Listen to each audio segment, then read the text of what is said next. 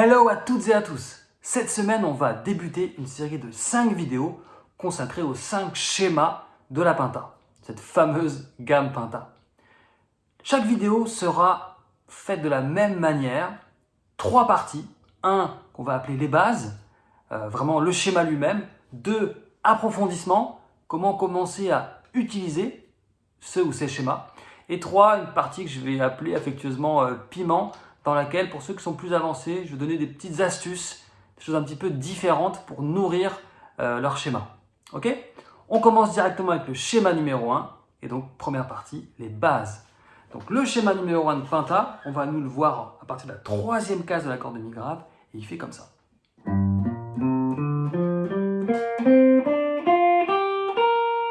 je vous le détaille corde par corde, corde de mi grave 3-6, corde de la 3-5, corde de ré 3-5, corde de sol 3-5, corde de si 3-6, corde de mi aigu 3-6. En termes de doigts, c'est de doigts de la main gauche. Donc l'index à chaque fois pour la case 3, le petit doigt à chaque fois pour la case 6 et l'annulaire, doigt numéro 3, à chaque fois pour la case 5. Okay. Donc je vous le rejoue maintenant en détaillant les doigts. Donc index c'est doigt numéro 1, annulaire doigt numéro 3 et petit doigt numéro 4. Donc ça fait 1, 4, 1, 3, 1, 3, 1, 3, 1, 4, 1, 4. Ok ? Donc déjà commencez par l'apprendre par cœur comme ça, en ascendant, ça veut dire du grave vers l'aigu, et en jouant en bas haut. Donc ça fait exactement ça.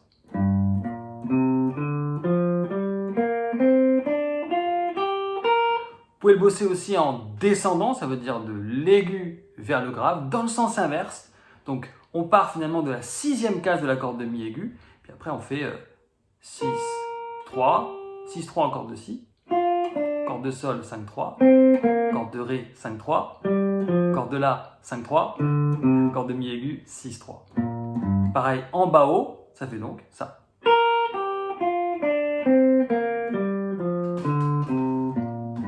Puis vous pouvez évidemment enchaîner ascendant et descendant.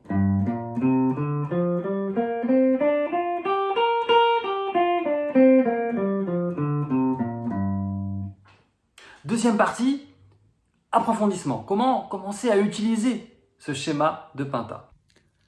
Petit message, si vous êtes encore là, c'est que je pense que le contenu vous intéresse. Et donc je suis très heureux parce que c'est une chaîne toute récente que je fais au feeling pour partager avec passion ma passion justement et mon métier depuis de nombreuses années maintenant.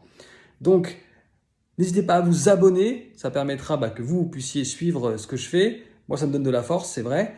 N'hésitez pas, si vous aimez, mettez un petit j'aime, c'est pareil, ça aide aussi. Et puis n'hésitez pas aussi dans les commentaires à mettre les sujets, les morceaux, les thématiques qui vous intéresseraient. Je me ferai un plaisir de vous donner des clés, fruits de mon expérience et de vous partager ça. Alors déjà, on va commencer par repérer les toniques. La tonique, c'est la note principale de la gamme, c'est celle qui lui donne son nom. En l'occurrence, en partant de la 3e case et en jouant ce schéma, on peut dire qu'on est sur le schéma 1 de la Pinta mineur de sol.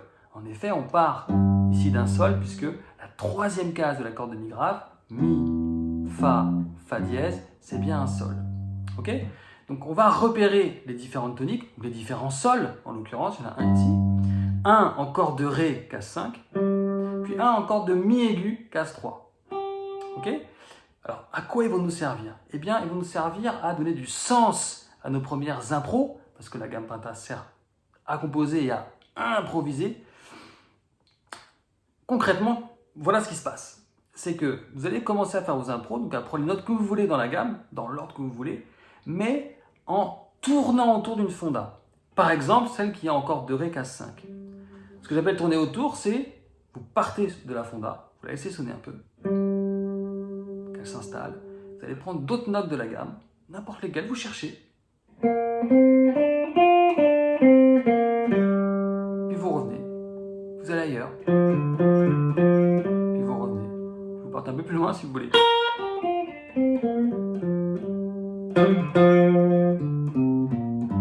Puis pourquoi pas commencer à aller sur une autre fonda, comme celle qui a encore de mi aigu, case 3. Et c'est comme ça que vous allez commencer à donner du sens et de la couleur à vos premières impros. L'étape suivante, c'est de jouer sur ce qu'on appelle un backing track, donc un accompagnement fait pour que vous puissiez faire vos improvisations dessus.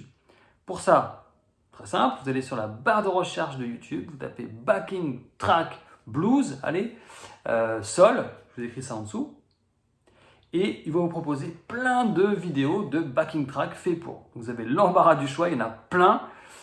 Éclatez-vous, n'importe quel que vous preniez. Vous pouvez commencer à jouer votre gamme, commencer à prendre des libertés, tourner autour de la tonique, fonda c'est pour les accords, tonique c'est pour les gammes.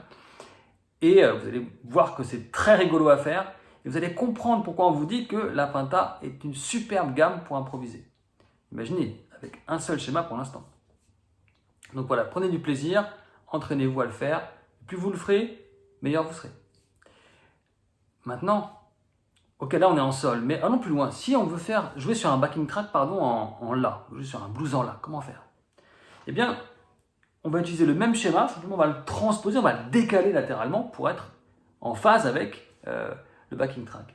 Donc, quand on est en sol, on part de la 3e case pour lancer le schéma 1. En la, ce sera en 5e case. Pourquoi? Parce que mi, fa dièse, sol dièse, la. Donc je suis bien en la. Et après, je déroule le même schéma exactement. C'est le schéma 1 qu'on a retrouvé, mais en 5e case.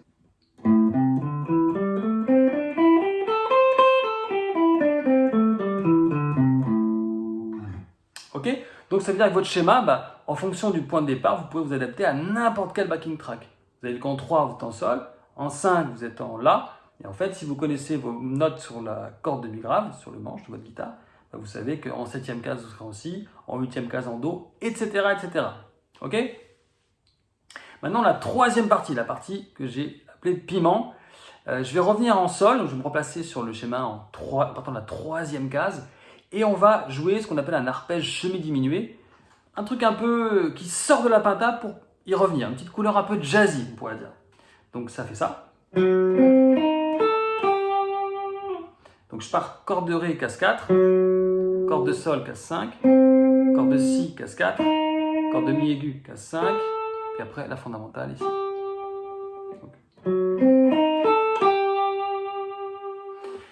En fait, vous pouvez l'intégrer, avant même de faire des plans, mais déjà l'intégrer dans votre improvisation en lien avec votre schéma numéro 1. Du genre, je suis là, j'improvise, je suis là sur le schéma. D'un coup.